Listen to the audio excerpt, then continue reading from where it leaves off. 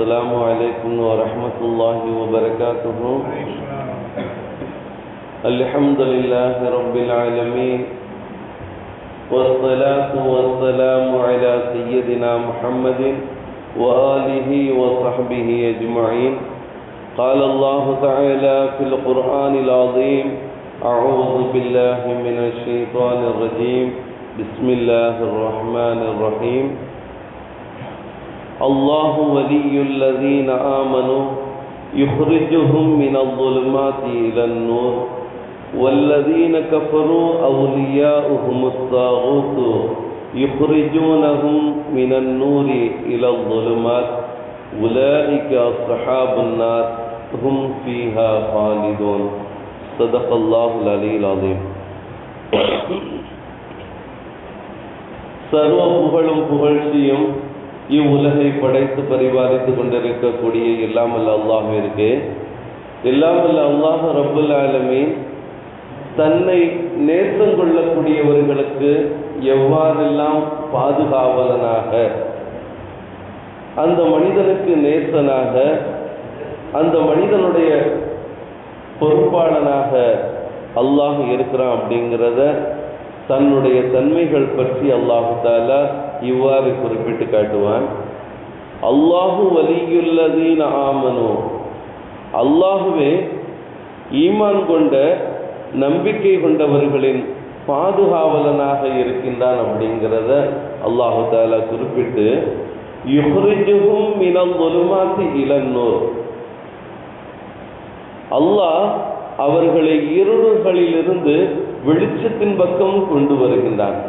ஒரு மனிதன் இருளான நிலையில் இருக்கின்ற பொழுது அவனை ஒளியினுடைய அந்த வெளிச்சத்தின் பக்கம் அல்லாஹ் தஆலா என்ன செய்கிறான், கொண்டு வருகின்றான். அதே போன்று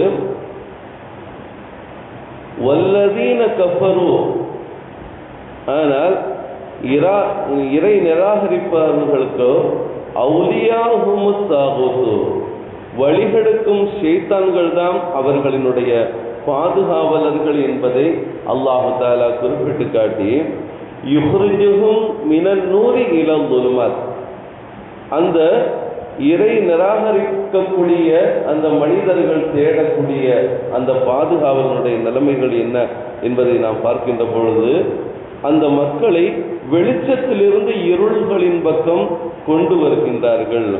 உலாயிக அஸ்ஹாபுன் நார், அவர்களே நரகவாசிகள் என்பதாகவும், ஹும் ஃபீஹா ஹாலிதூன், அவர்கள் அதில் என்றென்றும் நிரந்தரமாக இருப்பார்கள் அப்படிங்கிறத அல்லாஹு தஆலா குறிப்பிட்டு காட்டுறான். இதை கொண்டு நமக்கு நோக்கம் என்ன என்பதை நாம் பார்க்கின்ற பொழுது, ஈமான் கொண்டவர்களுக்கு அல்லாஹ்வே பொறுப்பாளங்கிற அடிப்படையில் முழுமையான ஈமானோடு ஒரு மனிதன் வாழ வேண்டும். நமக்கு யாரிடமும் பொறுப்பு தேட வேண்டிய அவசியம் இல்லை. இவங்க தான் நம்மளை பாதுகாப்பாங்க, இவங்க தான் நம்மளை பராமரிப்பாங்க, இவங்க மூலமாக தான் நமக்கு எல்லாம் வருகின்றது என்பதாக எண்ணி விடாமல் ஒரு மனிதன் அல்லாஹ் நமக்கு பொறுப்பாளன், நம் காரியங்கள் அனைத்தையும் நிர்வகிக்கக்கூடியவன் அல்லாஹ் ஒருவன் தான் அப்படிங்கிற முழுமையான ஈமான் முதலில் வேண்டும். ரெண்டாவது விஷயம், நேசம் கொள்வதற்கு தகுதியானவன் அல்லாஹ் ஒருவன் தான். இந்த உலகத்தில் அவங்கள ரொம்ப நேசிக்கிறேன், அவங்க என்ன நேசிக்கிறாங்க என்பதாக உலகியல் சார்ந்த விஷயத்தில் நம்முடைய நேசங்கள் பல இருக்கலாம். ஆனால் சில காலங்களில், சில தருணங்களில், சில நேரங்களில் அந்த நேசம் கூட நம்மை விட்டும் அகன்று விடக்கூடிய ஒரு நிலைகளை எல்லாம் நம்ம பார்க்குறோம். எவ்வளோ பாசமாக இருந்தான், கடைசியில் நம்மளை விட்டு இது பண்ணிட்டாங்க என்பதாக எத்தனையோ மனிதர்கள் எத்தனையோ விதமான பேச்சுக்கள் பேசக்கூடிய ஒரு நிலைகளில் நம்முடைய ஒவ்வொரு மனிதனுடைய நேசங்கள் சில சமயங்களில் விலகிவிடும். ஆனால் இறைவனுடைய நேசம் என்றுமே அந்த மனிதனுக்கு சரிபட்ட நிலைமையில் இருக்கும் அப்படிங்கிறத அல்லாஹ் தஆலா குறிப்பிடுறான்.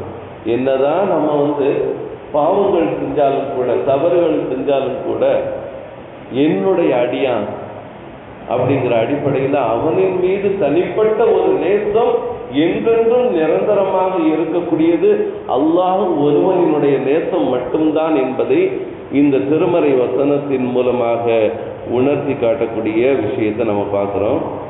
அது சார்ந்த சில வரலாற்று குறிப்பை நம்ம பார்க்கின்ற பொழுது, நபீனா இப்ராஹிம் அலைஹிஸ்ஸலாம் அவர்களை கொடியவன் நம்ரூத் என்ன செஞ்சான், நெருப்பில் போட நெருங்கிய பொழுது, நெருப்பில் போடுவதற்கு நெருங்கிய பொழுது வானவர் கோமான் ஜிப்ரீல் அலைஹிஸ்ஸலாம் அவர்கள் வருகை தந்து, ஏதோ உங்களுக்கு உதவி வேண்டுமா, இவ்வளவு தூரம் நீங்க பாதிக்கப்பட்ட நிலைமையில இருக்கிறீங்க, உங்களை இந்த தீங்கிலிருந்து பாதுகாப்பதற்கு எங்களின் மூலமாக ஏதாவது உதவிகள் வேண்டுமா என்பதாக கேட்ட பொழுது, அதற்கு நபீனா இப்ராஹிம் அலைஹிஸ்ஸலாம் அவர்களுடைய அந்த முழுமையான நம்பிக்கை அல்லாஹ்வின் மீது இருந்த காரணத்தினால் அவர்கள் சொன்னார்கள், எந்த இறைவன் எனக்கும் நம்ரூதுக்கும் மத்தியில் பகையை உண்டாக்கினானோ அந்த இறைவன் அல்லாஹ் எனக்கு போதுமானவன் என்று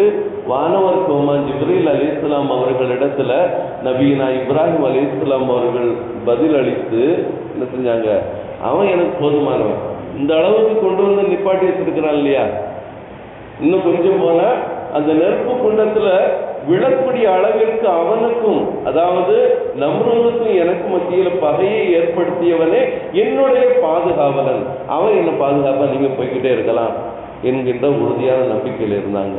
அல்லாஹ் தஆலா என்ன செஞ்சா, அந்த நெருப்புக்கு கட்டளையிட்டான், தன்னுடைய ரப்பின் மீது வைத்திருக்கக்கூடிய தன்னுடைய அடியாருடைய அந்த நேசம் நம்பிக்கையினுடைய பிரதிபலன் எப்படி இருந்துச்சு, கூனி வருதம் வசலாமா, நபீனா இப்ராஹிம் அலைஹிஸ்ஸலாம் அவர்கள் மீது அந்த நெருப்பு குண்டத்தை அல்லாஹ் தஆலா என்ன செஞ்சான், சுவன பூஞ்சோலையாக ஆக்கும்படி அல்லாஹ் தஆலா குறிப்பிட்டான் அப்படிங்கிறத திருமறை வசனத்தின் மூலமாக நம்ம பார்க்கிறோம்.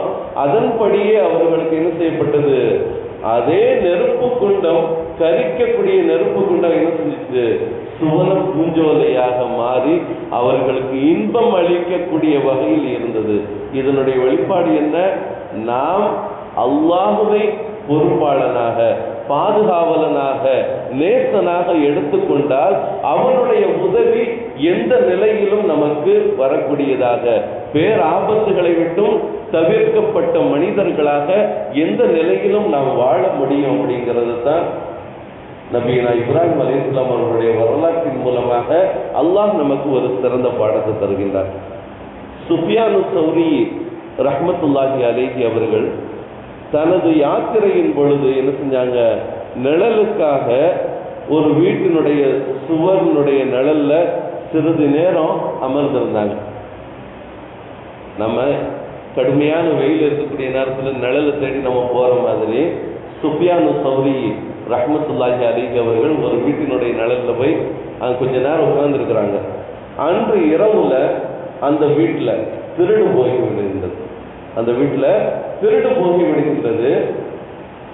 எல்லா மக்களும் பகல் இந்த மனிதர் தானே உட்கார்ந்துருந்தார், வெயில் நேரத்தில் நிழலுக்காக உட்கார்ந்து சொல்லிட்டு இவர் தான் இந்த மனிதர் தானே உட்கார்ந்துருந்தார் என்பதாக அந்த மனிதரின் மீது, அதாவது சுஃபியானு சௌரி ரஹ்மத்துல்லாஹி அலைஹி அவர்களின் மீது என்ன செஞ்சாங்க, எல்லா மக்களும் இவர் தான் திருடி இருப்பாரு, நீங்க தான் திருடி இருக்கிறீங்க அப்படிங்கிற அடிப்படையில் அவர்கள் மீது குற்றம் சாட்டப்பட்ட ஒரு நிலைமையில சுஃபியானு சௌரி ரஹ்மத்துல்லாஹி அலைஹி அவர்கள் அவங்கள்ட்ட அந்த குற்றத்தை நிரூபிக்கணும் வைக்கணும் அப்படிங்கிற ஒரு நிலை இல்லாம அல்லாஹ்விடத்துல இரு கரமேற்றிட்டாங்க.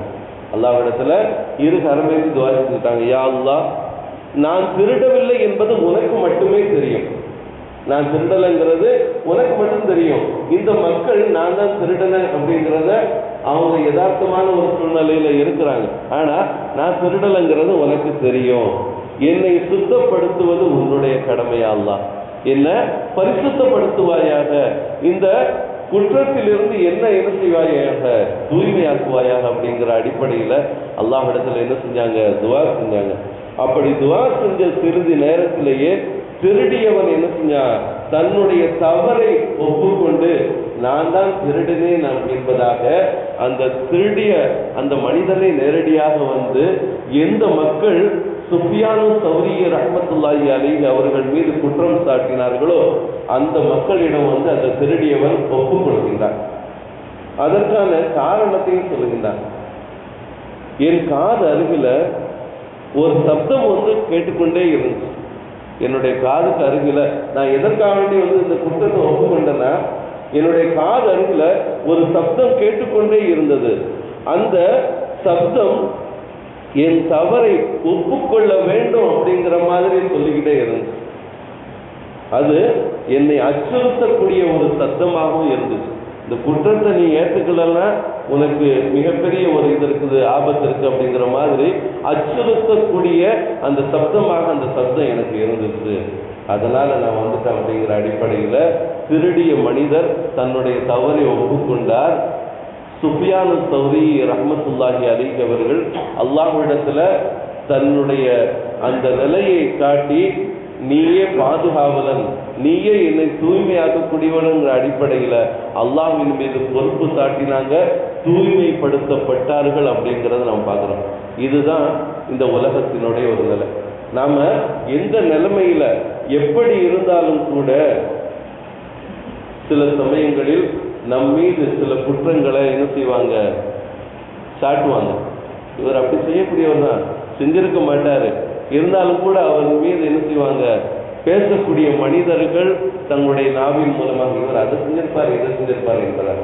ஆனா நம்மளை பரிசுத்தப்படுத்தக்கூடியவன் அல்லாஹ் ஒருவன் தான் அப்படிங்கிறத முழுமையான நம்பிக்கையோடு செயல்பட்டால் எல்லா விதத்திலும் அல்லாஹ்வுடைய பாதுகாப்பு, அல்லாஹ்வுடைய அந்த பொறுப்பு, அல்லாஹ்வுடைய நேசம் ஒரு மனிதனுக்கு எல்லா நிலையிலும் கிடைக்கப்பெறும். எப்ப அந்த இறைவனின் மீது முழு நம்பிக்கை கொண்டு செயல்பட்டா இந்த அனைத்து காரியங்களும் சிறப்பான முறையில் நடைபெறும் அப்படிங்கிறத இந்த வரலாற்று குறிப்பின் மூலமாக, இறைமறை வசனத்தின் மூலமாக நாம் அறிய முடிகின்றது.